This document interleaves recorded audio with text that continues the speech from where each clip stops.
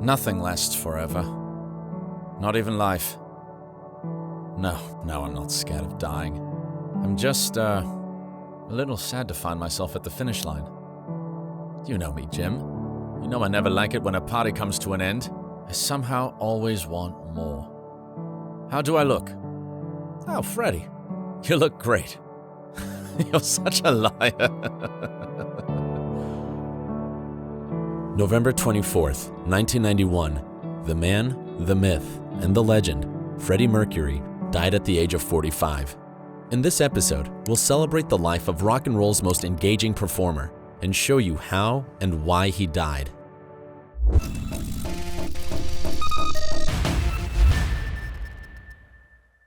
It's hard to imagine Freddie Mercury as anything other than the frontman of Queen, holding stadium audiences in the palm of his hand. But Freddie hadn't always been like that. In fact, Freddie hadn't always been Freddie. His story began on an island of Zanzibar, where in 1946, Farrokh Bulsara was born. A musical prodigy who could play anything and sing anything. Little Farrokh was in the spotlight, but not for his musical talents. Look at this kid. Hey, what's wrong with you? You got a mouthful of teeth. Buck teeth kid. There's a nickname for you. Bucky. Bucky. Born with a genetic dental condition that left him with 4 extra teeth, Farrokh indeed had a unique appearance. He was teased by his peers and was shy and quiet, except for when he was performing on his school stage. There, Farrokh would transform into someone else, someone confident and charismatic. That someone needed a name. I'm gonna be Freddie. Yeah, Freddie sounds rock and roll. Much better than Farrokh or Bucky. Amidst the Zanzibar Revolution of 1964, the Bulsara family moved to London. And for a 17-year-old Freddie, it was a headfirst dive into the swinging 60s with their sexual liberation, recreational drugs, and of course, music. Really good music. That same year, Beatlemania began sweeping the globe. Suddenly, it was not just the American artists who were dominating the pop and rock and roll genres, it was the UK artists that were taking up the lead. Much like London was transforming into the musical capital of the world, Freddie stepped on his path to becoming the greatest lead singer with not just a unique voice and appearance, but with truly unique vision. Formed in 1970, a decade after the Beatles, Queen became the quintessence of Freddie's vision. There was something unparalleled about them. No other band had such a flamboyant stage presence, yet such complex music, such outlandish costumes, yet such deep lyrics.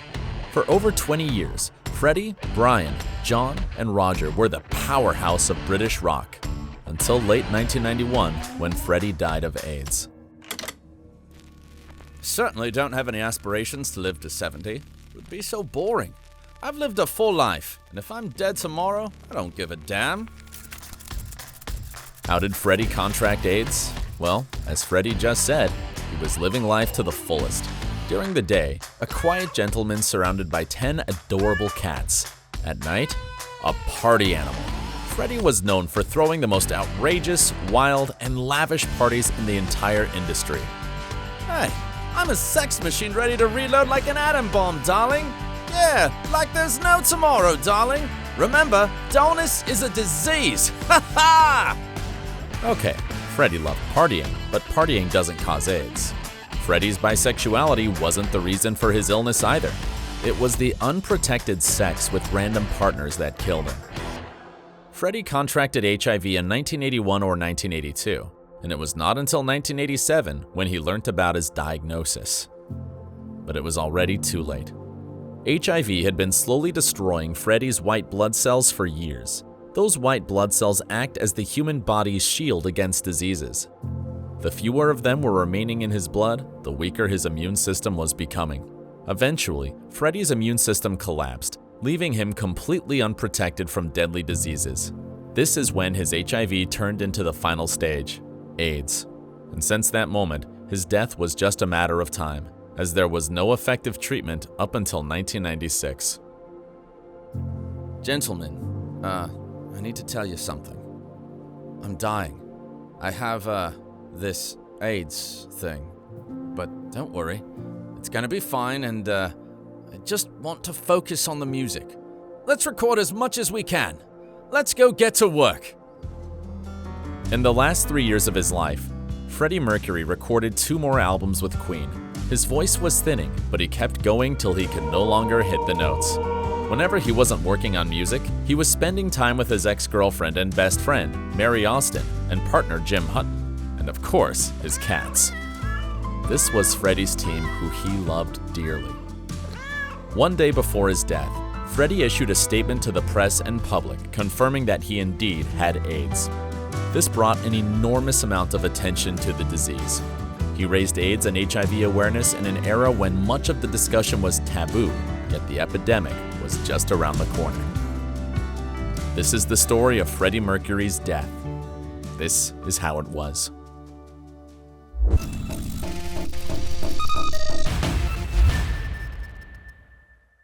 Alright, if you liked this video, please give it a thumbs up.